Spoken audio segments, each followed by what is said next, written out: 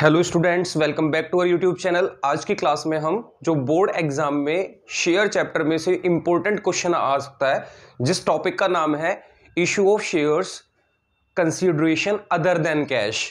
मतलब आप शेयर को जैसे कैश पे इशू करते हो वैसे कैश पे ना करके आप अदर देन कैश पे इशू करोगे और बदले में आप कोई एसेट खरीदोगे और फिर शेयर इशू करोगे। तो उससे रिलेटेड 3 मार्क्स में क्वेश्चन बार बार देखा गया है, या तो डिबेंचर में से 3 मार्क्स में से अदर देन कैश का क्वेश्चन पूछ ही लिया जाता है, या तो डिबेंचर में से या फिर शेयर में से। तो पहले शेयर का कर लेते हैं, फिर डिबेंचर का कर लेंगे। इस पार्ट को यहीं पे मतलब इसी पार्ट को जो अदर देन कैश का है डिबेंचर में कैसे होता है और शेयर में कैसे होता है, दोनों को साथ साथ बना लेंगे पार्ट 1 और पार्ट 2 में। और दोनों को इंपॉर्टेंट प्लेलिस्ट जो बनाई है 2023-22 के लिए, जो हमारे बोर्ड एग्जाम से रिलेटेड प्लेलिस्ट है, उसमें इसको अपलोड कर देंगे। ठीक है, तो ध्यान रखना ये इंपॉर्टेंट सीरीज है जो कि आपको प्लेलिस्ट में देख के ही जानी है। एग्जाम में जाने से पहले इन क्वेश्चंस की प्रैक्टिस कर लेनी है, चाहे वो डेथ का क्वेश्चन हो, चाहे डिसोल्यूशन का हो, एडमिशन, रिटायरमेंट, सबकी वीडियो में लगातार डाल रहा हूं, तो आप उनको बड़े ध्यान से पढ़ लेना। चलिए तो स्टार्ट करते हैं हमारा क्वेश्चन में हमारे पास लिखा हुआ है, स्क्रीन पे भी शो होगा आपको, कि पास necessary journal entry for the following transaction in the books of Gopal limited. तो हमारे पास 2 केसेस है। अगर ये 2 केस आते हैं तो 6 मार्क्स में आएंगे, 3 मार्क्स में एक केस, 3 मार्क्स में दूसरा केस। पहले केस को देखते हैं। कहते हैं फर्नीचर परचेज किया 2,50,000 रुपीज का फ्रॉम मैसर्स फर्नीचर मार्ट, और पेमेंट जो की गई मैसर्स फर्नीचर मार्ट को bye issuing equity share of ₹10 each at a premium of 25% के प्रीमियम पर। तो हम क्या करते हैं, सबसे पहले फर्नीचर खरीद लेते हैं। तो एंट्री बनाओगे 2,50,000 का फर्नीचर खरीदने की एंट्री क्या बनाओगे, फर्स्ट एंट्री पर आओ, जर्नल। फर्नीचर खरीदोगे बच्चों तो जब बिजनेस के पास फर्नीचर आएगा, कंपनी के पास, तो फर्नीचर अकाउंट डेबिट हो जाएगा, क्योंकि जब भी कोई एसेट आती है तो डेबिट करते हैं हम उसको। और ये किससे खरीदा है आपने, टू फर्नीचर मार्ट से। तो वेंडर का नाम यहाँ फर्नीचर मार्ट है, तो आप फर्नीचर मार्ट लिख देना। फर्नीचर मार्ट को क्यों क्रेडिट किया है आपने, क्योंकि हमने फर्नीचर तो खरीद लिया लेकिन अभी ना तो शेयर दिया है ना ही हमने कोई कैश वगैरह दिया है। तो जब तक हम कुछ दे नहीं देते ये फर्नीचर मार्ट हमारे ऊपर लाइबिलिटी रहेगा, इसलिए हम इसको क्रेडिट करके रखेंगे। तो हमने कहा furniture account debit to furniture mart, 2,50,000 rupees का फर्नीचर परचेज कर लिया। बच्चों नरेशन लिख लेना, being furniture purchase from furniture mart, इस तरीके से आपको लिखना है, फर्नीचर मार्ट लिमिटेड जो भी लो।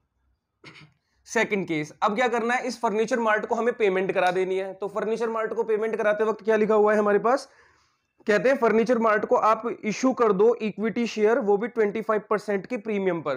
बच्चों मैंने कहा इशू करने के बाद प्रीमियम की बात बाद में करते हैं, पहले क्या करते हैं, एंट्री बना लेते हैं। फर्नीचर मार्ट डेबिट टू, अगर आप शेयर दोगे तो सामने वाला मालिक बन जाएगा, टू शेयर कैपिटल अकाउंट।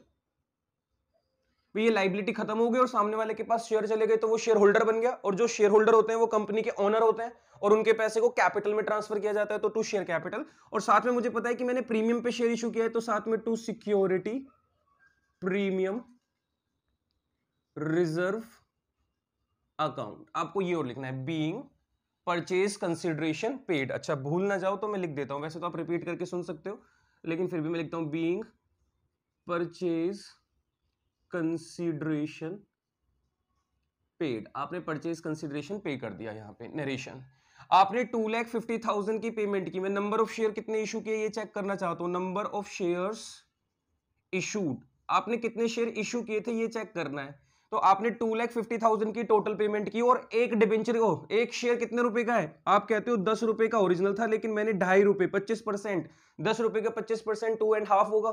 तो आपने 12.5 रुपीज का एक शेयर इशू किया, तो मैं इसको 10 + 2.5 को 12.5 लिख देता हूं।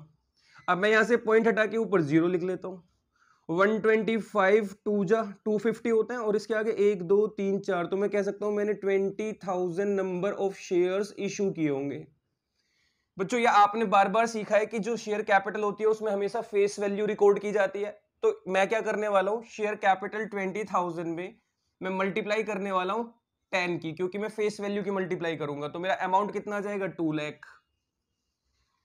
20,000 शेयर, और हर शेयर पे आप कितने रुपए का प्रीमियम ले रहे हो, 2.5, तो मैं 2.5 की मल्टीप्लाई करूंगा तो अमाउंट आ जाएगा 50,000। और आप बताओ फर्नीचर मार्ट क्रेडिट कितने से, 2,50,000, तो डेबिट भी कितने से होगा, 2,50,000। तो अगर आप चेक करोगे तो 2,50,000 से डेबिट है, तो देखो अपने आप ये अमाउंट 2,50,000 आ गया। कैसे आया ये, जब हमने नंबर ऑफ शेयर कितने इशू किए होंगे ये कैलकुलेट कर लिया।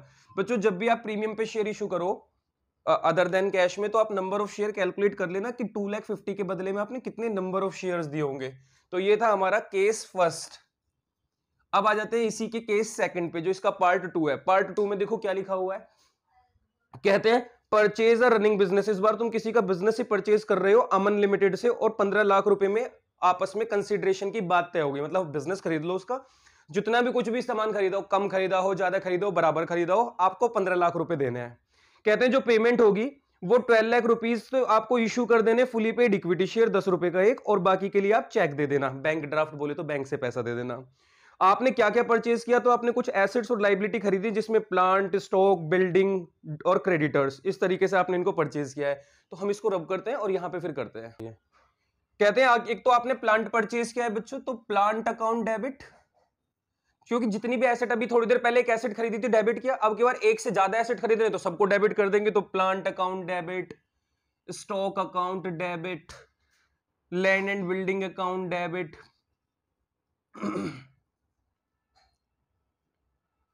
उसके साथ साथ आपने क्रेडिटर, क्रेडिटर लाइबिलिटी होती है तो सन्ड्री क्रेडिटर,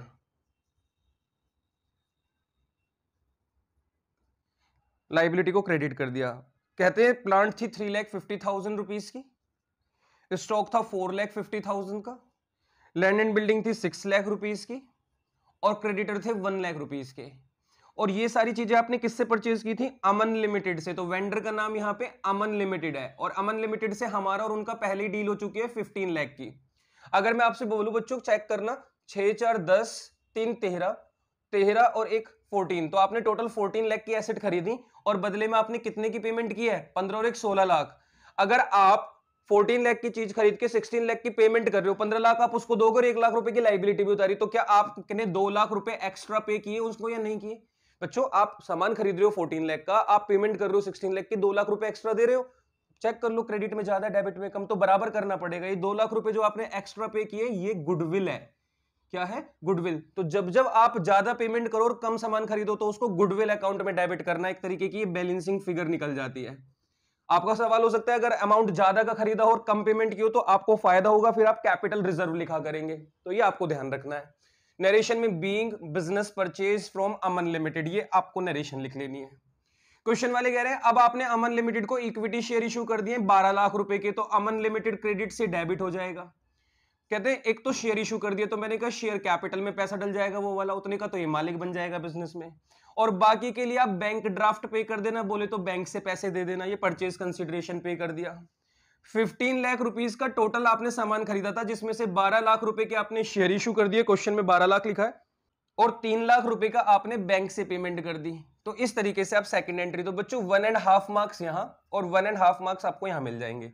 सेम उसी तरीके से जो इससे पिछला क्वेश्चन, पिछला पार्ट किया है, उसमें भी 1.5 मार्क्स की एक एंट्री और 1.5 मार्क्स की एक दूसरी एंट्री है। तो इस तरीके से बच्चों अगर 2 केस आते हैं करने के लिए तो 6 मार्क्स का क्वेश्चन आएगा, और एक आता है तो 3 नंबर में आएगा। तो ये हुआ हमारा अदर देन कैश का कॉन्सेप्ट खत्म। इसके बाद अब डिबेंचर में अगर यही कॉन्सेप्ट आ जाता है, लेकिन शेयर की जगह डिबेंचर इशू करेंगे, तो बस जहां जहां हम शेयर का वर्ड यूज कर रहे हैं ना, वहां हम परसेंटेज डिबेंचर यूज करेंगे। नेक्स्ट वीडियो में आपको सिखाते हैं। चलिए, आपको वीडियो पसंद आई हो तो अपने फ्रेंड के साथ शेयर करना और चैनल को सब्सक्राइब कर देना। आप अपना ध्यान रखना। Bye bye, take care.